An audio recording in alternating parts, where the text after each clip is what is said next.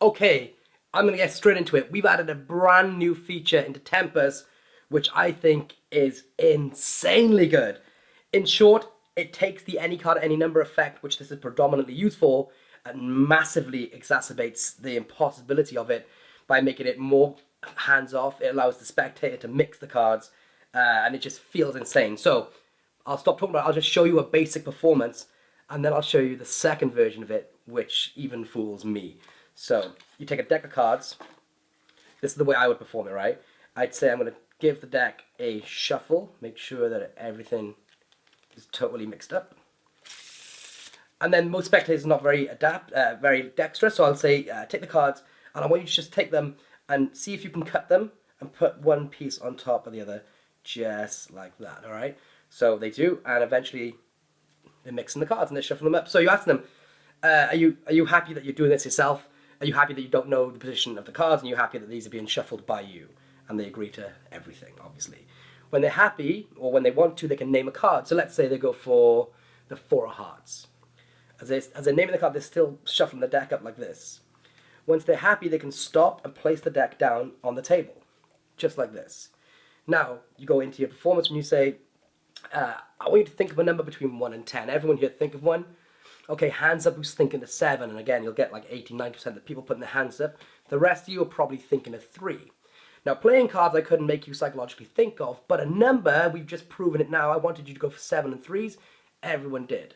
So I want to get you to choose a number right now, or think of your own number, but make sure that I can't force you or psychologically influence you in any way.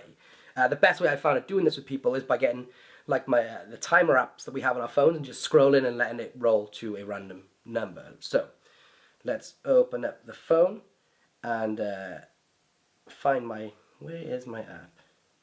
Oh, it's here. So there we go. Here's my timer app. You can all see this at home. So just like focus right here. So I'm just going to ask you to give the wheel a scroll. You can see it scrolls and it ends up on a random number. Give it another flick, doesn't matter which direction. And you can see it's different every time, okay? So what I want you to do now is give it one more flick and just remember the number that appears in there. So it's 32. And just close the phone. So let's recap a moment. They took the deck, they shuffled it up themselves, they thought of any card they wanted. And then to beat the system that maybe I could psychologically influence them to think of a card, they got to randomly choose one. They could change their mind a few times and think of the number that it lands on. And I've never touched the deck. They've taken the deck, they've shuffled it, they've named a card, they've thought of their own number, which is randomly generated, and it's fairer than can be conceived. And the number was 32. They take the deck, they deal down 1, 2, 3, 4, 5, 6, 7, 8, 9, 10, 11, 12, 13, 14, 15, 16, 17, 18, 19, 20, 21, 22, 23, 24, 25, 26, 27, 28, 29, 30, 31. The 32nd card, they named the Four of Hearts, they shuffled the deck themselves, they chose any number they wanted, and the card they stopped at, in the 36th position, is the Four of Hearts. And if you thought that was crazy, check out the second version. So this is version 2 of the any card at any number update added to Cypher. This thing blows my mind. Like, I can't figure it out fully myself as a magician who actually knows how this works, let alone a spectator. I feel sorry for them.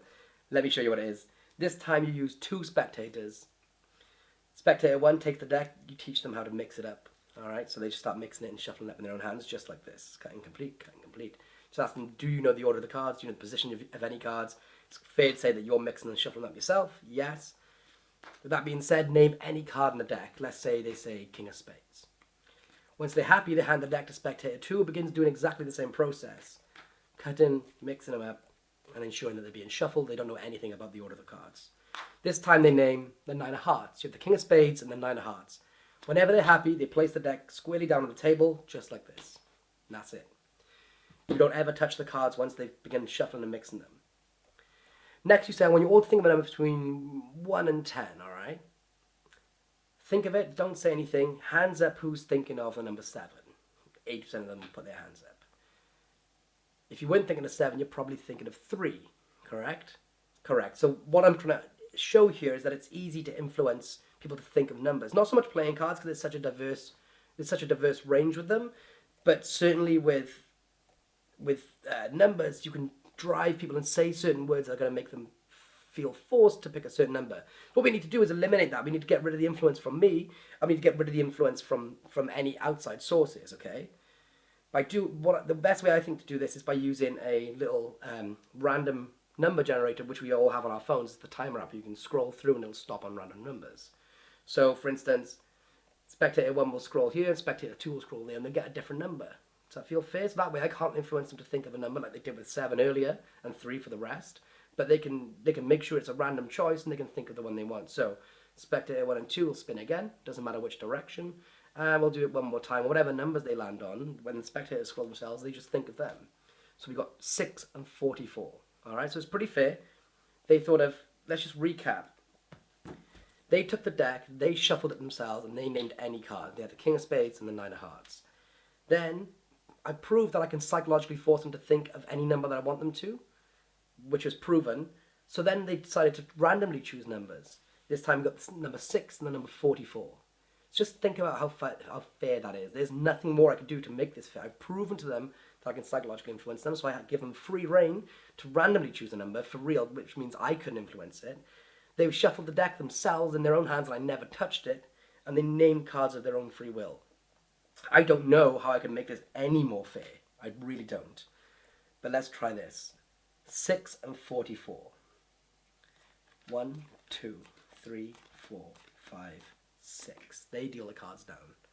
First card, King of Spades. 44, okay? And they're holding the deck. 6, 7, 8, 9, 10, 11, 12, 13, 14, 15, 16, 17, 18, 19, 20, 21, 22, 23, 24, 25, 26, 27, 28, 29, 30, 31, 32, 33, 34, 35, 36, 37, 38, 39, 40, 41, 42, 43, 44. The second card was the Nine of Hearts.